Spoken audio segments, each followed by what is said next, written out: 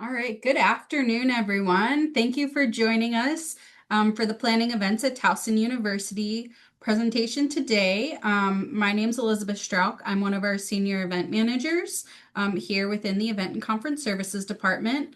I am joined by a few colleagues who we will introduce you to a little later on, who will also be sharing information regarding the whole process around planning events, how to get started, how to implement, things to think about as you are preparing to hold an event here on campus. So to dive into it, whoops. All right, there we go. So for today, we are going to talk about who we are and what we do as Event and Conference Services, also known as ECS. We'll dive into the planning process a little bit for you, talk about requesting as well as using different locations on campus. We'll give you a little bit of event planning advice, and then we'll also have an opportunity for any questions you may have. Feel free to drop them into the chat, and then we can also have people call out questions at the end of the presentation as well. All right, so to get started, we are Event and Conference Services. Our department works with all of the campus to plan events that take place primarily on campus. So that would be in any of like the buildings or outdoor spaces on Towson's campus. So we'll work with you to plan. We'll provide event support as far as your setup needs, your tech needs. We have staffing. We'll work with you through any risk management concerns there could be for your events as well. And then day of, we're there to support events and support you in making sure that you have successful implementation of your event. Our team is made up of a few different departments.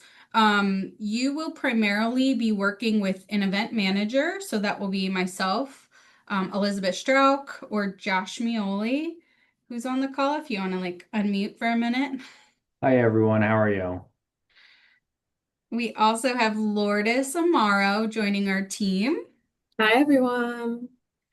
And then you'll be working with our reservation management team, which consists of Heather Sorensen, Hello, everybody. Thanks for joining us today.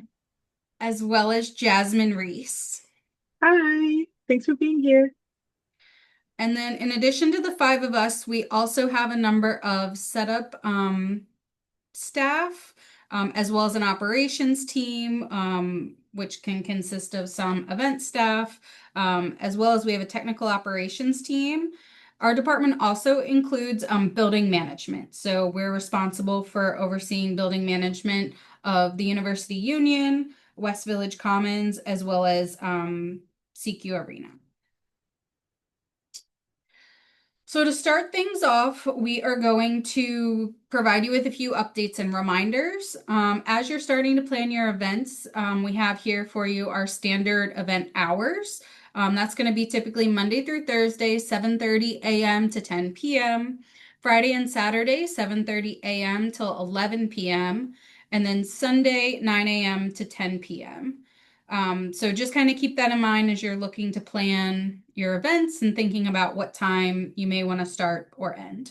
Um, Whoops, sorry. Ooh, go back, go back, go back. Oh, sorry, my computer's freezing. Yeah.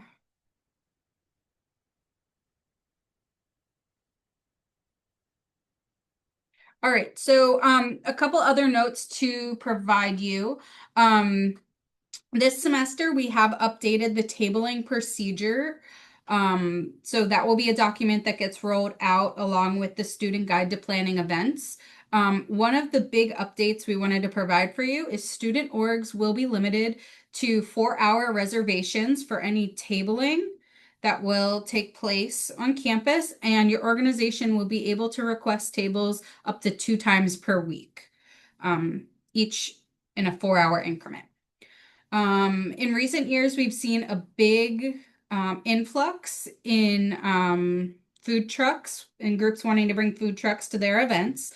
So just note this year, if you are planning to bring a food truck, you will need to fill out and have a approved food waiver, as well as there could be fees that do apply for bringing that food truck to campus.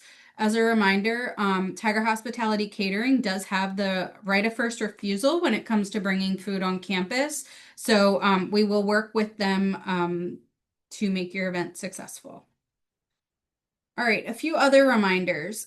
If you are planning to utilize the Union or West Village Commons, you must have a reservation. This also applies to any academic room as well. You should be having a reservation before just jumping in and using a room. Just because a sign may say that it's available, that does not mean it's actually open for you to walk in and use. There could be preset for an upcoming event. Someone may be coming in to use it momentarily, so always make sure that you have a confirmed reservation through 25 Live. Also, an update would be all of the furniture that are in lobby spaces should not be moved. If your organization is found to be moving furniture out of the lobby, there could be a charge that gets applied to your organization for moving that furniture. So please, if you're going to need any specific items for your event, please make sure that you are communicating that need with your event manager.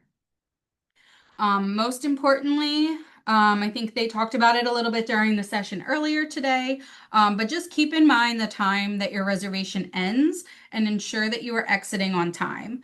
Time management becomes really important when you are looking to plan your event and as you're in your event to make sure things are running on time. So please keep that in mind and make sure you are reserving the space for the appropriate amount of time you will need.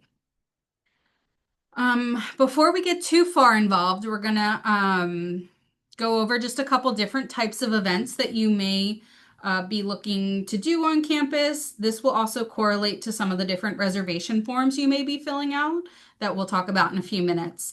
But so for the most part, we break events down into indoor events, outdoor events, weekly meetings or practices, tabling events, or sports and recreation events. Here is just kind of a quick snapshot of a general planning process. So at the very start of the process, you're going to want to establish your event goals. Then you'll kind of start working on creating a budget. Once you have those two things kind of conceptualized, that's when you'll want to start looking to submit a request in 25 Live. This is going to be to reserve the actual event space you'll be using.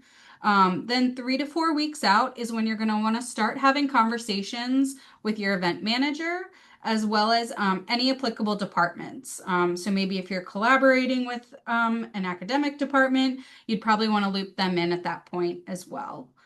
The next big deadline, I should say, will be at least 14 days out. You're going to want to make sure that you've had conversations with your event manager to confirm any tech setup, staffing, or rental needs. 14 days is kind of our cutoff. If we haven't heard at that point, we cannot guarantee that we'll be able to provide any services for the event. We need time to make sure we have ample staffing and that everything will work timing wise. After that, you'll have between 7 to 3 days before your event to kind of finalize any changes. Maybe you realize you need an extra table or you need an extra microphone. That's all things you'll want to communicate with your event manager during that like week before to 3 days before your event. 48 hours is the next kind of timeline mark where that's when you're going to want to talk to your event manager in the event you're going to need to cancel. Maybe you've been checking the weather report and it seems that it's going to be raining or something fell through and you're no longer able to have your event on that specific day. 48 hours is the amount of time we need to ensure that we can communicate with everyone to let them know your event will not be happening and that you will not be charged for any cancellation fees. However, if we're moving forward with having your event the day of, um, you'll be there and you'll be able to set up, execute, and have fun for your event.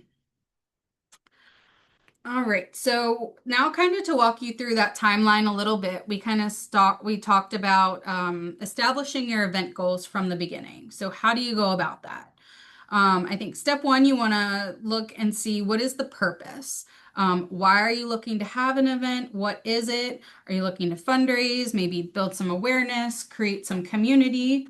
Um, Next, you're going to want to think about who is your audience? Who are you looking to target and have come to your event? You'll then want to start working a little bit more on some of the content and what's the concept of the event. How is it going to happen? What are the ideas that you want to incorporate? And then lastly, you'll want to do members and who is part of your group that can help you put this concept to action. Who can help you maybe run one of the activities or bring a certain supply, working on figuring out who those important members are that will be able to play a key role in the process for you. Then we'll go into creating a budget. We listed out a few things that you'll want to consider when you are looking to create a budget. You'll want to think about, are you going to have any food? Will there be catering costs? Do you need any tech for the event? Will there be staffing? How much money are you going to need to spend on any rentals or decor? Are there marketing materials? Are you bringing in a presenter that needs to be paid? All things you want to kind of start considering during this part of the process. You should always include a buffer just in case things add up a little bit more than what you expected. It's always good to have a little extra money saved behind. Also, it could cover any emergency items or unexpected costs that may pop up at the end. You'll next want to start gathering your quotes. So meet with your event manager. We're happy to walk with you through some of the pricing and what different things might cost. So we're happy to talk through that with you and kind of take a look at your budget and make sure that you are accounting for everything that there could be that could pop up. And also always ask questions. You'll want to make sure you're also communicating with SGA Finance during this process to make sure that you know how much money is in your account, what's available to you, and ensuring you're following their practices for spending money in all the right ways. All right, so we're almost to the point where you're going to request a location. But before you do, we just listed out some different things you're going to want to factor in when you're starting to figure out where you want to have your event. Is it going to be inside or outside? Will you need a specific type of technology for the event? What type of setup will you need? Could you do it in an event could you hold your event in like a lecture hall that only has chairs, or do you need some tables? All of these are things to sort of think about as you are thinking of where you're going to request. If you're looking to have an outdoor event, do you need a rain location, or should you consider having an alternative date that could be used in case there were any inclement weather? So those are just kind of some good things to think about as you're starting to prepare to submit a reservation in 25 Live. Thanks, Liz.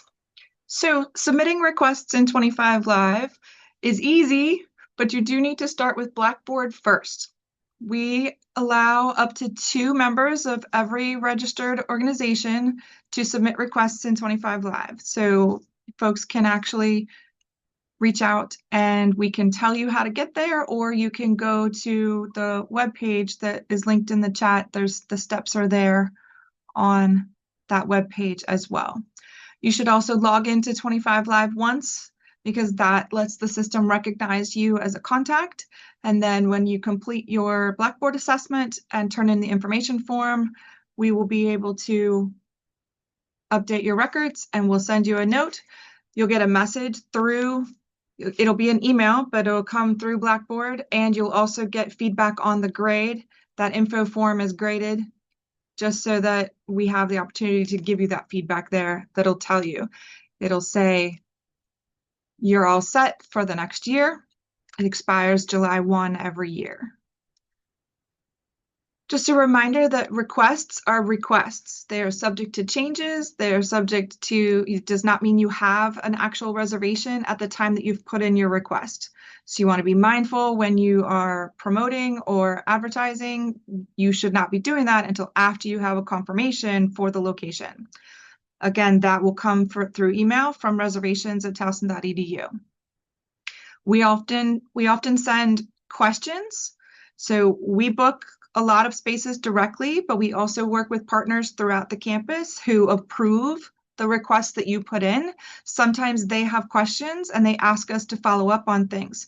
It's important that your requesters pay attention to messages from reservations@towson.edu and get back to us. Otherwise, that will slow down the requesting and reservation confirmation process. Dates to keep in mind.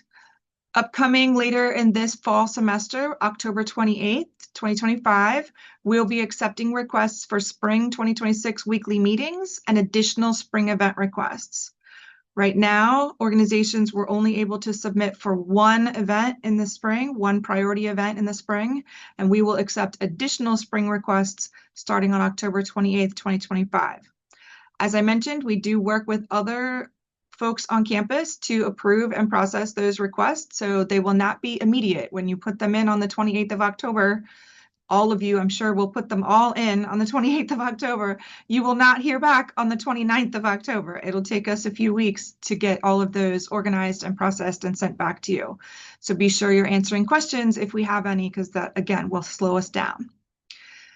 Next semester in the spring, we will open up on April 7th, 2026 for requests for the 26-27 academic year. And again, that'll be one priority event per semester, and then you'll be able to request weekly meetings for the fall. The reason why weekly meetings are by semester is because those are permitted to happen in academic classrooms, and the academic course schedule must be in place and finalized first prior to us opening up to allow you to request classrooms. July 2nd, just a reminder, that's when enrollment reopens every year for authorized requesters to go back into Blackboard. So we will move on to our next slide. Requesting in 25 Live also includes academic classrooms. Here's some important things to remember related to academic classrooms. Evenings only for these specific buildings. Liberal arts and the science complex, you cannot meet until after 5 p.m. So you can have a meeting that starts at 5 p.m., but you can't start before that. So liberal arts closes at 6 p.m. on Fridays. So that leaves 5 p.m. to 6 p.m. available on Fridays in that particular building. And then the hours of request or use time for academic classrooms in Burdick Hall, that's after 7 p.m. Monday through Thursday, or after 2 p.m. on Fridays. So if you're trying to request those locations and you're not sure why you can't see them in your request form, it's because you're trying to request outside of the hours that are available that we're allowed to use for those academic classrooms. No weekends are available in these buildings: Liberal Arts, Science Complex, Hawkins Hall, Psychology Building, Van Bocklin Hall, 7800 York Road, and then Stevens Hall. We do have hours available on Saturdays, but not on Sundays. So again, if you cannot request those buildings, that's because those buildings are not available for use on weekends. What if we want to have food when we're in an academic classroom? That's allowed in Burdick Hall and the Science Complex. And you must always clean up excellently. You must always clean up really well, because otherwise it calls critters into the buildings and we don't want them to be in our meetings with us. So you need to make sure that you clean up really well. Otherwise, it is possible that those buildings will say that we can't have food in those rooms as well. What are we allowed to do in academic classrooms? Academic classrooms are for general business discussion meetings or for a guest lecture or professional workshop. Specifically in the liberal arts building, they do not allow social events, games, hanging out, big little reveals, singing, dancing, etc. All of those activities are not allowed in liberal arts building. So even if you have a weekly occurrence, you need to request the specific social dates in a different building. probably West Village or University Union. So when you're submitting in 25 Live for use of campus locations, accuracy is really important. Expected attendance is a big one. If you are trying to host a 400-person conference, you need to tell us that you're trying to host a 400-person conference. If you're requesting a meeting for 20 people and it's actually going to be 19 people, that's okay. You don't have to update us that it was 1 or 2 people different. But you should not request for 40 people if it's 400 people. So you want to be accurate. When we say what is the number of non-TU guests, we mean people who are not current students, faculty, or staff here at TU. So you might be partnering with another institution and students are coming from their campus. Or like I said, you might be having a conference where more people from all around the region are coming. That's what we mean about non-TU guests. And again, it's an expected number. So 40 versus 400, if you're having a conference for 400 and 300 of those people are coming from off campus, that's what you want to share, 300 non-TU guests there.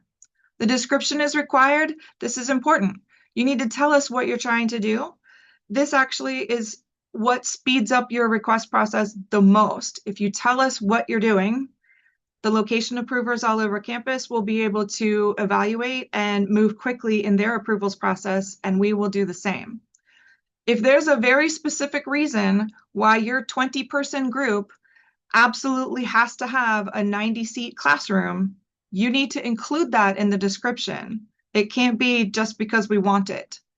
It is not necessarily going to happen that way because our larger classrooms are in high demand and our location approvers will not necessarily approve for 20 people in a 90-seat classroom if you don't tell us why you need that. You also want to include what you know about setup and AV technology that you might be interested in. So you want to be accurate in all that information. If you're not sure about your setup or if we understand that things can change. So you might say in your setup information that you think you need a stage, and then when you meet with your event manager, you may determine that you don't need a stage. That's okay. Please put in the information that you know at the time that you're submitting the request. Using the correct event type is important. The questions in the event form, in the request form, will change based on your event type. So it's important that you put the correct event type in. Weekly meetings, streamline. You have fewer questions for weekly meetings. Outdoor events, there's additional questions for outdoor events. Tabling, there's different questions, etc. So you want to make sure that you're selecting the correct event type. And again, that helps us speed up the process. Time and date limits to be aware of. Recurring meetings or practices are limited to 3 hours maximum. And you can have 15 minutes of pre-event or post-event time to get prepared for your meeting. Outdoor events cannot be requested fewer than 14 days out. Our event managers must have at least 14 days to help you prepare for an outdoor event. So you will not be able to request outdoor events fewer than 14 days out. Again, as I said earlier, locations may not even be visible if you're asking for times that are not available. So if you're putting in a weekly meeting and you're including Thanksgiving in one of your dates, you won't see any locations available because Thanksgiving were closed, and so you're not able to request. So you need to check the dates and times that you're requesting and make sure that they're within when the university is open and also not after December 8th, 2025. That's the final day that you can have meetings or events during the fall semester. And if you're not able to request and you're not sure why, it's very possible that there's not enough time between the activities. We need setup time between activities, for example, in the ballrooms. And so if you're trying to request right at the end of somebody else's event, you may not be able to request that. The system won't let you request that because we need time to flip the room and be ready for you. So that's where there could be dates and time limits. And we'll move on to the next slide. What if we can't request a space that we need? If you can't request a location that you need or you would like to request and you're not sure why, or you're not sure what location you need, you can use our placeholder location called Find Me a Space. There's a public search available. It's called Find Me a Space placeholder location that you can go to and use. Or when you're in the request form, right in the locations area, you can type in Find Me and click search, and Find Me a Space will come up. That is because you need to have a location requested in order to complete the request form. So we've created a placeholder location that allows you to ask for help. And then you'll complete the request with as much information, accurate information as you have. And you can tell us in the description or in the comments what location you're looking for. I'd like to use Tiger Plaza. I'd like to use the ballrooms. Can you help us? If you need a refresher on how to do that, if any requesters need a refresher on how to do that, there's a specific little module in Blackboard, in the Blackboard assessment, that talks about how to use Find Me a Space. When you're submitting, if you need additional time, so this is your time in the form, it already is opened up, it says additional time. So you put in your event time. Again, you need to be accurate. You want to have your event from 6 to 9, but you need to come in, your group needs to come in and set up. Maybe it's an awards ceremony and you need to put the awards out on the table. You need to ask for pre-event time. Maybe you need 30 minutes before the 6 p.m. event starts. Don't put in a request that is 11 hours because you think you need 4 hours of setup time for yourself. You need pre-event time for yourself, and then the event doesn't start until 8 p.m. Make sure you put in the event time, start and end time accurately, and then ask for time under the additional time section of the form for what you need to get ready and or to clean up afterwards. We will add our setup time outside of that. Event conference services needs time, as I said before. We will add that time outside of that. If you do not request pre-event and post-event time, we will not schedule pre-event or post-event time for you, and you will be expected to exit the room on time, as was mentioned earlier in the general session. Again, weekly meetings are limited to no more than 15 minutes of each, and that's because we want to be able to provide as many weekly meeting opportunities as possible for as many organizations as possible. And other meetings and events, we may not be able to give you as much pre-event or post-event time as you're asking for, because we may need time for professional staff to flip the rooms or prepare the rooms or set up equipment. We are here to help you. Our contact information, I'm Miss Heather and you met Miss Jasmine. The best way to reach us both is reservations@towson.edu. We answer questions, we help troubleshoot. You can just send us a note and we'll get back to you as quickly as possible. Email is great because you can send us a screenshot of what's going on and we can help you. So we're here to help, and we are excited to help you have a fantastic semester. And throw it back to the event managers. Awesome. Thank you, Heather, for all of that. So after you have completed your request in 25 Live and you receive an event confirmation from the reservations team, the next steps will be meeting with your event manager. So some things to kind of think about before you do schedule that meeting are going to be any of the specific needs of your event. Do you have any accessibility concerns? Would you like to make the event a sustainable event? Are you looking to collaborate with any groups, either within the university or outside? Will you need any additional housekeeping? I think sometimes with outdoor events, that one especially becomes important because sometimes we may be on a field where there might not be any trash cans, but we're planning on serving food.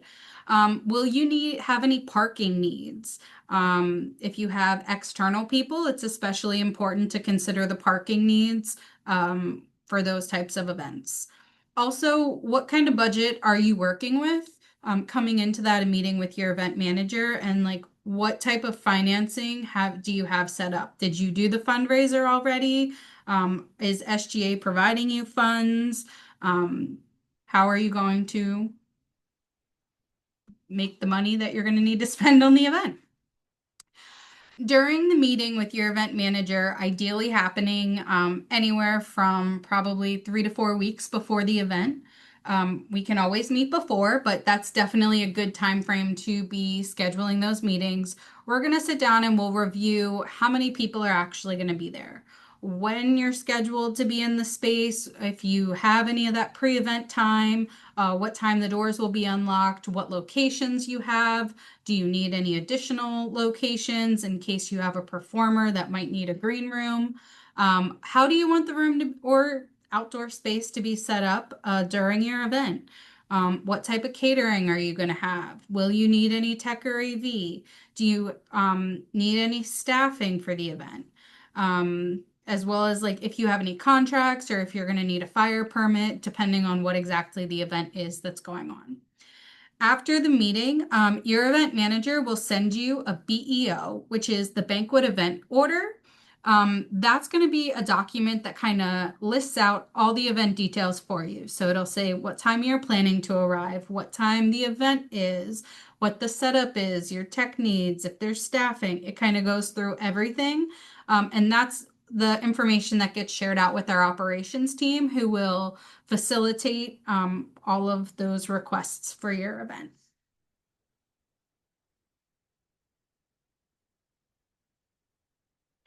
All right, here are some other things you're going to want to consider when thinking through your event. We're going to want to talk about and think about risk management. So, when, where, and what. For arrival, how are you going to be tracking how many people and who is coming to the event? Did you maybe set it up with ticketing? Was there an online registration through Involved at TU? How are we going to keep track of how many people are attending the event? Should we include wristbanding as an option to keep track and ensure that numbers are where we expected? Will any of the activities taking place need a liability waiver to protect not only your organization, but the university as a whole? So those will all be some different risk management things we can discuss during that meeting with your event manager. We'll also want to talk about the flow of the event when it comes to risk management. What are the different entry points? What are the exit points? Are you allowing reentry? How are the lines going to run? Where exactly are you placing the different activities or tables within your event? One example would be sometimes it's a little better to place the food a little further away from the entrance. That way you can kind of encourage people to move into the room and everyone doesn't get stopped right there in the entrance. So these are all some different items that we will discuss with you during your event planning meeting. Here's some advice we would give you as the organization leaders as you're preparing for your event. Make sure you are working together. This should not be one person being stuck planning the entire thing and running everything. Share some of that responsibility to make sure that it's not falling on one person. Everyone should be working collaboratively together. You'll want to strategically place yourselves around the event space to cover the areas and any different stations you may be setting up. You want to do this proactively to make sure you're avoiding any like concerns that would come up or any challenges. You're going to want to make sure you're getting the word out. Communicate with not only your group internally, but also all of your guests. Set the expectation from the beginning.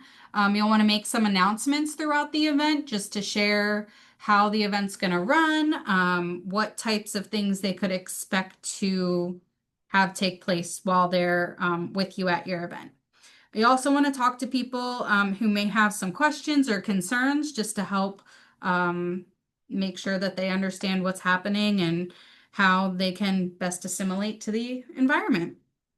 Finally, you'll want to lean on professional staff. So your event manager will often be there to stop by. You can work with your advisors. Every organization has a advisor that is registered with them. Lean on both of those parties to help you and support you in any way you may need. All right, during the event, your job does not end when the event starts. So you're still kind of responsible throughout the duration and the closeout of the event. So throughout the event, you're going to want to make sure you still have someone at the entrance checking people in, welcoming guests, telling them kind of what's happening. You'll want to be monitoring your crowd to ensure everyone's being safe and following the rules. With you being the organization that has your name on that reservation, if anything were to happen, your organization would be responsible for everything that happens during that event. You'll want to also address any issues that you observe. So, as the organizer, you are responsible for managing your event, your guests, and any potential concerns. So, keep that in mind as your event is taking place. After the event, you're going to want to pay close attention to the clock. All events must end at their scheduled time. So keep that in mind. Kind of sometimes a good way to do that is kind of working backwards and adding a little bit of a buffer. I always like to make sure I add at least 15 minutes into my event timeline just to make sure in case something's running a little late or we get started a couple minutes late, we still have enough time to clean up and get out of the space while we're on time. So kind of working from that end time backwards to making sure you're figuring out where and when you should be starting your event. Keep in mind building closures. All groups need to be out of the building before it closes. The doors to both the Union and West Village will lock at that closing time. So keep that in mind as you're cleaning up. If you're moving a whole bunch of stuff out of the Union or West Village, keep in mind that those doors will lock when the building closes. Lastly, be respectful. Keep in mind the staff, both professional and student staff, as well as housekeeping in mind. As you're cleaning up, make sure you are doing your best to put all the trash in the appropriate receptacles. Don't have it all just spilling out over onto the floor. Please be respectful of the space and the people that are helping you at any given time. All right, this is the last one. Josh, this is your favorite slide. Do you want to say it? Sure. I put this together for anyone wondering. That's my art piece. Last but not least, you all should have fun, and that might be cheesy. Get it? But really, you should take some time to enjoy your events. You put all this work and effort into planning, into reaching out to everyone, getting these people to come on campus. So make sure you enjoy it as well. So that kind of concludes our quick synopsis of planning events on Towson's campus. Does anyone have any questions they'd like to answer? Do you feel pretty good about the process? Feel free to either add them to the chat or you could unmute yourself.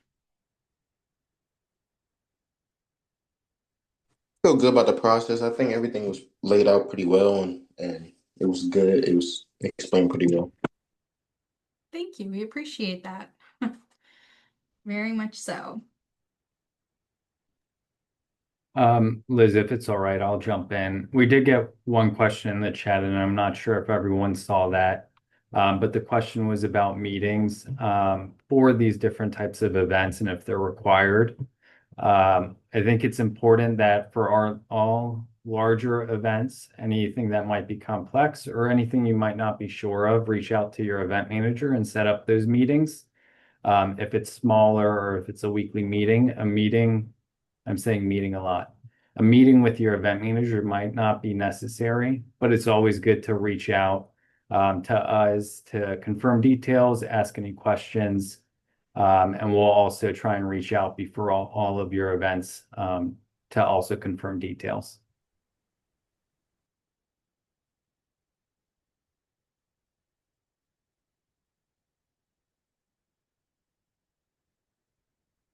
It looks like there might be a question about about some of the limitations when it comes to fundraisers. I'm not sure if this is referencing something from earlier today or not, but if you could maybe share a few more details about that. I would say some of the limitations I can think of off the top of my head would primarily stem from around food being served as fundraisers. You'll want to make sure that it's nothing that needs to stay hot or cold. We want to make sure that we're following all of the county guidance around food safety and ensuring temperatures stay correct. There are some limitations maybe around collection of funds, but I would reference you to SGA Finance to further discuss that with you.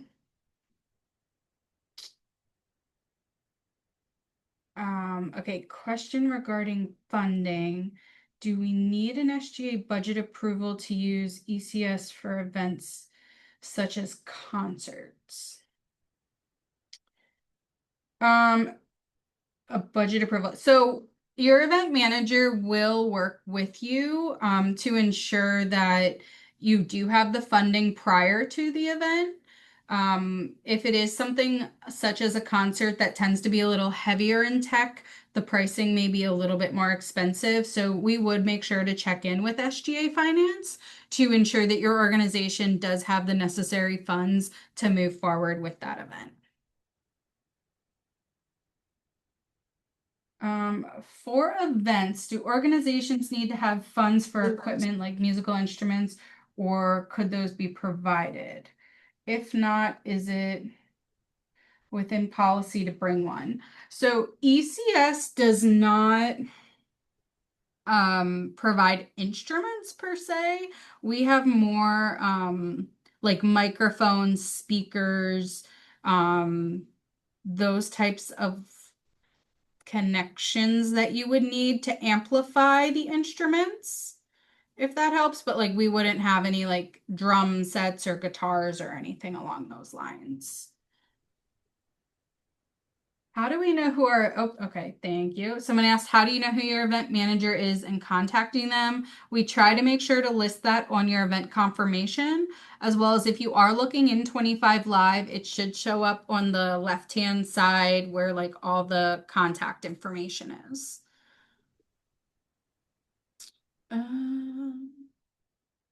Any other questions? Oh, I know what we forgot.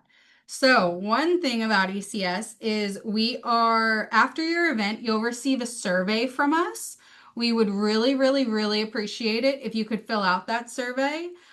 We still do offer like a monthly drawing for everyone who submits their survey that month, and it can give you like $50 to use towards an upcoming event expense, an upcoming ECS related event expense, such as like we have pipe and drape, which is like the black curtain that often will go behind a stage. That sometimes costs money, so we could use the funds to cover some of that. Maybe it could go towards using a screen and projector in a space. So we encourage you to fill out your survey. We'd love to hear the good, the bad, and the ugly. Always to be available to help us continue to improve the process, as well as share in the successes of it. So that's something I knew I wanted to remember to mention.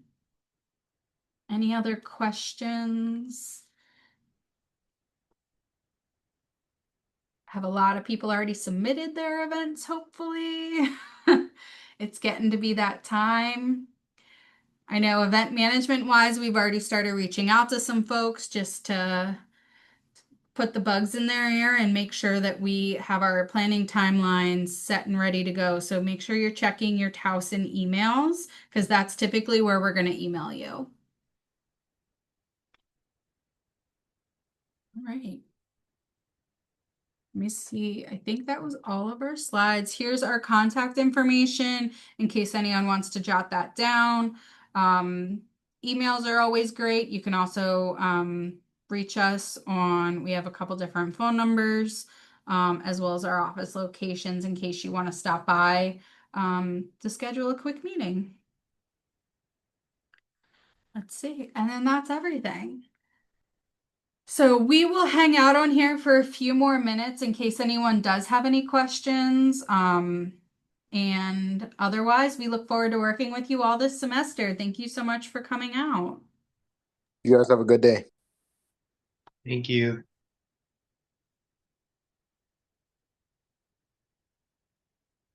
Good day.